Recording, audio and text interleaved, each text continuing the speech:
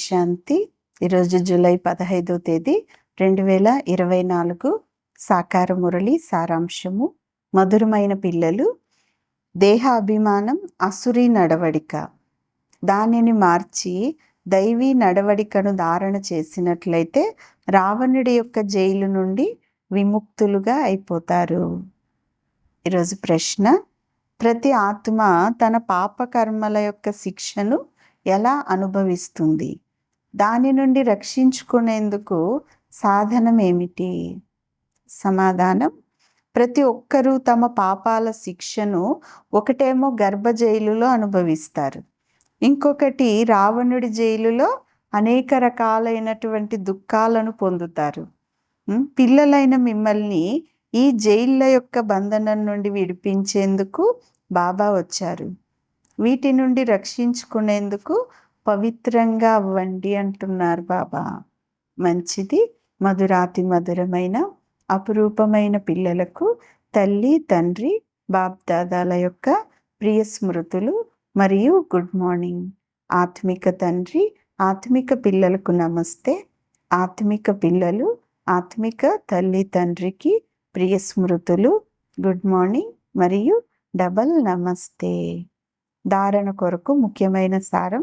మొదటి పాయింట్: ఎప్పుడూ చెప్పుడు మాటలపైన నమ్మకం ఉంచి మీ స్థితిని పాడు చేసుకోకూడదు.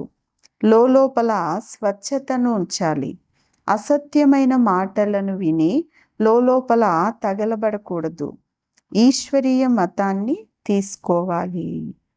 రెండవ పాయింట్: దేహీ అభిమానులుగా అయ్యేందుకు పూర్తి పురుషార్థం చేయాలి. ఎవరిని కూడా నిందించకూడదు. లాభము, నష్టము మరియు పరువును దృష్టిలో ఉంచుకొని అశుద్ధమైన దృష్టిని సమాప్తం చేయాలి. తండ్రి ఏదైతే వినిపిస్తారో దానిని ఒక చెవితో విని ఇంకొక చెవితో తీసేయకూడదు. ఈరోజు వరదానం: త్రికాలదర్శి సీట్లో సెట్ అయి ప్రతి కర్మ చేసేవారు శక్తిశాలి ఆత్మ భవ. వరదానం యొక్క వివరణ: ఏ పిల్లలైతే త్రికాలదర్శి సీట్ పైన సెట్ అయి ప్రతి సమయము ప్రతి కర్మను చేస్తారో అటువంటి వారికి విషయాలైతే అనేకంగా వచ్చేదే ఉంది, జరిగేదే ఉంది. అవి స్వయం ద్వారానైనా ఇతరుల ద్వారానైనా, మాయ లేక ప్రకృతి ద్వారానైనా అన్ని రకాల పరిస్థితులైతే వస్తాయి, వచ్చేది ఉంది అనేటటువంటిది తెలుసు. కానీ స్వస్థితి శక్తిశాలిదైనట్లయితే పరిస్థితి అనేది వారి ముందు ఏమీ లేనట్లే అంటున్నారు బాబా.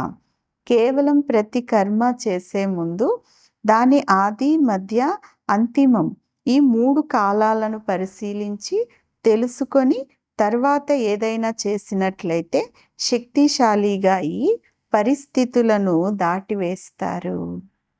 స్లోగన్: సర్వశక్తి సంపన్నులు మరియు జ్ఞాన సంపన్నులుగా అవ్వటమే సంగమయుగ ప్రాలబ్ధము అంటున్నారు బాబా.